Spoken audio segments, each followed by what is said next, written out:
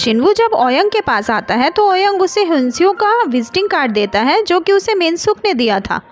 ओयंग जिनवू को कहता है कि मुझे ह्युनस्यू के बारे में कुछ ठीक नहीं लग रहा।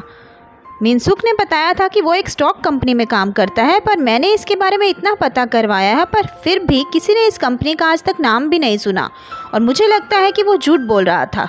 इसके बाद जिनवू ह्युनस्यू के बारे में पता करने का बोलकर वहाँ से चला जाता है। नेक्स्ट सीन में हम देखते हैं कि जिनवू एक पार्सल डिलीवरी देने के बहाने ह्युनस्यू के ऑफिस में आता है, पर वो यहाँ अपना हेलमेट नहीं उतारता कहीं ह्युनस्यू उसे पहचान ना ले। पर यहाँ हम देख रहे हैं कि ह्युनस्यू को उस पर शक हो चुका है और वो उसे इग्नोर करके ऑफिस से निकल जाता है। जिनवू जब ह्युनस्यू के ऑफिस से बाहर आता है तो वो ह्युनस्यू को एक लड़की शिन योंग के साथ देखता है और उन दोनों के बिहेवियर से ऐसा लग रहा था कि ये दोनों बहुत करीब हैं। इसके बाद ये दोनों कार में बैठकर कहीं चले जाते हैं और जिनवू उनका पीछा करता है। वो लोग एक रेस्टोरेंट में बैठे हैं और इन्हें देखकर लग रहा है कि इनके बीच में कुछ तो चल रहा है। इसके बाद हम नेक्स्ट सीन में जिनवू को उस लड़की शिन योंग से बात करते हुए देखते हैं। जिनवू खुद को जिनी का फ्रेंड बताता है और शिन योंग से उसके और ह्युनस्यू के रिलेशनशिप के बारे में पूछता है। शिन योंग बताती है कि ह्युनस्यू से मेरा कुछ स्पेशल रिलेशन नहीं है, मैं एक इंश्योरेंस एजेंट हूँ और वो मुझे मेरे क्लाइंट से इंट्रोड्यूस कराता है। जिनवू को उसकी बातों पर अभी कोई विश्वास नहीं आता। फिर वो जिनवू के करीब आ जाती है और उससे बोलती है, क्या तुम मुझसे इंश्योरेंस पॉलिसी लेना चाहोगे? और ऐसा बोलते हुए उसका हाथ जिनवू की गर्दन पे होता है। तभी जिनवू आंखें बंद करता है और देखता है कि शिन योंग एक पार्किंग लॉट में किसी से मिल रही है और उसके बहुत करीब है। हालांकि वो इंसान कौन है जिनवू अभी नहीं देख पाता। इसके बाद शिन योंग जिनवू को अपना कार्ड देकर वहां से चली जाती है। जिनवू ओयोंग को पूरा इंसिडेंट बताता है। वो ओयोंग को कहता है कि अभी भी मैं इसको लेके श्योर नहीं हूँ कि मैंने अपने विजन में किसको देखा था। फिर वो वहाँ से जीनी की खबर लेने के लिए निकल जाता है। जिनवू शोरूम में आता है और जीनी के बारे में पूछता है तो वहाँ उसे पता चलता है कि कोई जीनी से मिलने आया था, तो वो रेस्ट रूम में है। जिनवू जब वहाँ जाता है तो जिनी और ह्युनस्यू वहाँ बैठे होते हैं। उन दोनों के रिएक्शन से ऐसा लग रहा है कि जैसे वो लोग जिनवू के बारे में ही बात कर रहे थे। ह्युनस्यू जिनवू से पूछता है कि तुम मेरे बारे में इन्फॉर्मेशन क्यों निकालना चाहते हो, तुम्हारा क्या मकसद है? और तुमने अपने जिस यूनिवर्सिटी का नाम बताया था वहाँ तो तुम्हारे नाम से कोई स्टूडेंट ही नहीं है, तुम आखिर चाहते क्या हो? इस पर जिनवू कहता है कि मैं भी तुमसे यही पूछना चाहता हूँ कि तुम उस स्टॉकर से उस दिन क्यों मिले थे जो जीनी का पीछा कर रहा था। जीनी ये सुनकर शॉक हो जाती है और ह्युनस्यू से इस बारे में पूछती है। इस पर वो बोलता है कि वो आदमी जब जेल से बाहर आ गया था तो मैं ये बात क्लियर करने के लिए उससे मिला था कि कहीं वो जीनी से रिवेंज लेने के लिए तो नहीं सोच रहा, और वो इस बात के लिए जीनी को कन्विंस भी करने लगता है। इतने में जिनवू उससे पूछता है कि अगर ऐसा है तो तुम कल रात 10:30 बजे क्या कर रहे थे और कहीं तुमने तो स्टॉकर को फोन करके नहीं बुलाया था? ह्युनस्यू कहता है कि मैं तो उस टाइम जीनी के साथ था। जीनी जिनवू को ह्युनस्यू से माफी मांगने के लिए कहती है। वो ह्युनस्यू पर शक करने के लिए जिनवू को ही बातें सुनाने लग जाती है। इतने में ह्युनस्यू बोल पड़ता है कि मैं इस बार तुम्हें छोड़ रहा हूँ, पर तुमने फिर कभी जीनी और मेरे बीच आने की कोशिश की तो मैं तुम्हें नहीं छोड़ूंगा। जिनवू पीछे से उसे रोककर कहता है कि तुम जो कह रहे हो अगर मैं वो बात ना मानूं तो। इस पर ह्युनस्यू उसे थप्पड़ मारकर वार्निंग देता है, पर यहाँ कुछ सेकंड्स में ही जिनवू ये देख लेता है कि वो इंश्योरेंस एजेंट शिन योंग जिसे किस कर रही होती है वो कोई और नहीं बल्कि ह्युनस्यू ही है। इसका मतलब शिन योंग ने जिनवू को झूठ बोला था कि उसका ह्युनस्यू से सिर्फ बिजनेस रिलेशन है। यहाँ हम ये समझ जाते हैं कि जिनवू ने ह्युनस्यू को सिर्फ इसलिए गुस्सा दिलाया था ताकि वो इस मौके का फायदा उठा सके और उसका फ्यूचर देख सके। कैफे में ओयंग जिनवू को बताता है कि वो जो ब्लैक कैप वाला स्टॉकर था उसका एक लाइफ इंश्योरेंस करवाया गया था और उसका बेनिफिशियरी पर्सन और कोई नहीं बल्कि शिन योंग है। जिनवू कहता है कि ये कैसे हो सकता है, तो ओयंग कहता है कि वो दोनों शायद बिजनेस पार्टनर थे। तभी हमें दिखाया जाता है कि उस ब्लैक कैप वाले स्टॉकर को जिस कार ने उड़ाया था वो कार और कोई नहीं बल्कि शिन योंग ही चला रही थी और उसने उसकी इंश्योरेंस मनी हथियाने के लिए उसे रास्ते से हटा दिया। ओयंग यहाँ कहता है कि मुझे ऐसा लग रहा है कि ह्युनस्यू जीनी को जो डेट कर रहा है उसके पीछे भी कोई गहरी साजिश है। फिर वो कहता है कि मिनसुक ने बताया था कि लगभग 1 साल से ह्युनस्यू जीनी को डेट कर रहा है और इंश्योरेंस पॉलिसी खरीदने के बाद उसके पैसे मिलने में भी कम से कम 1 साल लग जाता है। तभी उन दोनों की समझ में सारा खेल आ जाता है। जिनवू कहता है कि अब हमें पहले ये कंफर्म करना होगा कि क्या जिनी ने कोई लाइफ इंश्योरेंस पॉलिसी खरीदी है और अगर हाँ तो उसका बेनिफिशियरी क्या ह्युनस्यू ही है। जिनवू शोरूम में आता है और छुप के बॉस के कैबिन में आ जाता है और वो एम्प्लॉय रिकॉर्ड्स में से जीनी की पूरी इन्फॉर्मेशन की पिक्चर्स लेने लगता है। तभी वहाँ पर जीनी और बाकी सब लोग आ जाते हैं। जीनी जिनवू को गलत समझ लेती है और वहाँ से गुस्से में चली जाती है। जिनवू उसे एक बार अपनी बात सुनने के लिए कहता है, पर वो उसकी कोई भी बात सुनने को तैयार नहीं है। तभी वो लड़की वहाँ आ जाती है जिसने जिनवू से अपने जॉब के बारे में पूछा था, और यहाँ मिनसुक पहचान जाती है कि जिनवू वही साइकिक है जिसने उस दिन जिनी को ऊंचाई से केयरफुल रहने के लिए कहा था। वो जिनी को भी याद दिलाती है।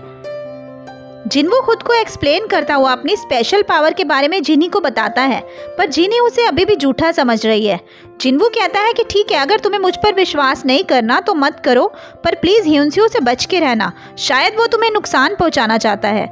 पर जिनी उसे गुस्से में चुप करा देती है और वहां से चली जाती है। अगले सीन में हम देखते हैं कि जिनवू और ओयंग कैफे में डिसअपॉइंट से बैठे हुए हैं कि अब हम जिनी को कैसे बचाएंगे। अगले सीन में हम देखते हैं कि मिनसुक जिनी से बात कर रही है और जिनी उसे बताती है कि मुझे इतना सब होने के बाद ये रियलाइज हो रहा है कि मैं जिनवू को कितना लाइक करती हूँ, और ऐसे में मैं ह्यूनस्यू का प्रपोजल कैसे एक्सेप्ट करूंगी। मिनसुक कहती है कि तुम्हें परेशान होने की कोई ज़रूरत नहीं है, तुमने कुछ गलत नहीं किया और तुम अपने सिर्फ दिल की बात सुनो, पर तुम्हें जल्दी ही इन दोनों में से किसी एक को चुनना पड़ेगा। इसके बाद हम देखते हैं कि जिनी के जाने के बाद एक कस्टमर वहां आता है और वो मिनसुक को देखते ही अजीब सी हरकतें करने लगता है। वो डांस करता हुआ और गाना गाता हुआ उसको प्रपोज करने लगता है। तभी मिनसुक को जिनवू ने जो पहले उसे कहा था वो याद आ जाता है और वो वहाँ से जल्दी में जिनवू के पास पहुँचती है और कहती है कि जिनवू, मुझे तुम पे पूरा विश्वास हो गया है, तुम मुझे बताओ कि हम जिनी के साथ जो कुछ भी बुरा हो सकता है उसे कैसे रोकें। पर जिनवू तो इस बात से दुखी होता है कि जिनी उस पर विश्वास नहीं करती। मिनसुक कहती है, तुम उसकी चिंता मत करो, मैंने सुना है तुम ऑफिस में जिनी के बारे में कोई इन्फॉर्मेशन लेने गए थे, तो तुम मुझे बताओ, मैं तुम्हें सब कुछ बता दूंगी। अब जिनवू उससे पूछता है कि क्या जिनी ने ह्यूनस्यू की फ्रेंड के थ्रू कोई इंश्योरेंस पॉलिसी बाय की थी, तो मिनसुक कहती है हाँ, ह्यूनस्यू को डेट करने के कुछ टाइम बाद ही उसने एक पॉलिसी ली थी और मुझे भी लेने के लिए कहा था। यहाँ हमें पता चलता है कि ये एक लाइफ इंश्योरेंस था और क्योंकि जिनी ह्यूनस्यू से शादी करने की सोच रही थी तो उन लोगों ने ह्यूनस्यू को ही बेनिफिशियरी बना दिया था। इसके बाद मिनसुक ये भी बताती है कि जिनी आज ह्यूनस्यू से मिलने गई है और शायद वो आज उसे प्रपोज करने वाला है। तभी जिनवू समझ जाता है कि आज ही जिनी की जान को खतरा है, क्योंकि उसने जो विजन देखा था उसमें जिनी के हाथ के पास एक रिंग पड़ी हुई थी। ये तीनों यहाँ से फौरन शोरूम जाते हैं तो जिनी वहाँ से निकल चुकी होती है। मिनसुक जिनी को कॉल करती है तो वो फ़ोन भी नहीं उठाती। वो ह्यूनस्यू के साथ एक रेस्टोरेंट में बैठी होती है और यहाँ हमें दिखाते हैं कि ह्यूनस्यू ने शिनयोंग के साथ मिलकर ये प्लान बनाया था कि आज वो जिनी को बहुत ज़्यादा ड्रिंक कराएगा और बाद में ये साबित कर देगा कि एक लड़की जिसने बहुत ज़्यादा ड्रिंक की हुई थी, जब उसके बॉयफ्रेंड ने उसे प्रपोज किया तो वो एक्साइटमेंट में उसका सीढ़ियों से पैर फिसला और वो नीचे गिर गई और मर गई। शिनयोंग और उसका यही सिनेरियो प्रूव करके जिनी का इंश्योरेंस का पैसा हड़पने का प्लान था। मिनसुक, ओयंग और जिनवू जब जिनी को ढूंढ रहे होते हैं तो जिनवू को याद आता है कि जिनी चाहती थी कि उसे कभी कोई प्रपोज करे तो नैमसन टावर के सामने करे, इसलिए वो फौरन वहाँ के लिए निकलता है। इधर ह्यूनस्यू जिनी को लेकर नैमसन टावर के सामने पहुंच जाता है और फिर वो जिनी को शादी के लिए प्रपोज करता है और उसे एक रिंग भी पहना देता है। जिनवू जब टैक्सी में जा रहा होता है तभी ओयंग उसे बताता है कि उस स्टॉकर को बेल ह्यूनस्यू ने करवाई थी और उसी का प्लान था कि स्टॉकर के जरिए जिनी को नुकसान पहुंचाए, तभी तो वो गार्डन में भी उस वक्त फौरन वहां पहुंच गया था। इधर जिनी ह्यूनस्यू को सॉरी बोल के कहती है कि क्या तुम मुझे थोड़ा टाइम और सोचने के लिए दे सकते हो, मैं अभी तुम्हारा प्रपोजल एक्सेप्ट नहीं कर सकती, अभी मेरा माइंड थोड़ा सा कंफ्यूज्ड है। तभी ह्यूनस्यू एकदम से ही अपना रंग बदल लेता है और कहता है कि तुम मुझे इरिटेट क्यों कर रही हो, ये रिंग तुम रखो या ना रखो मुझे कोई फ़र्क नहीं पड़ता, वैसे भी ये फेक है। जिनी हैरानी से उसकी ओर देख रही होती है। वो कहता है, तुम्हें क्या लगता था कि मैं तुम्हें डायमंड रिंग देने वाला हूँ, और मैं ऐसा क्यों करूँगा, तुम्हारे पास तो कुछ है ही नहीं मुझे देने के लिए, ना कोई पैसा और ना ही कोई रिच फैमिली। तभी जिनवू वहाँ नीचे पहुँच जाता है और जब वो ऊपर आ रहा होता है तो वो ह्यूनस्यू की पैंट देखकर सोचता है कि उस विज़न में तो ब्लैक पैंट नहीं देखी थी। तभी जिनी को ह्यूनस्यू धक्का देने वाला होता है तो जिनवू वहाँ पहुंचकर उसे मारता है और फिर वो जिनी को कहता है कि मैंने तुम्हें कहा था ना इससे बच के रहना।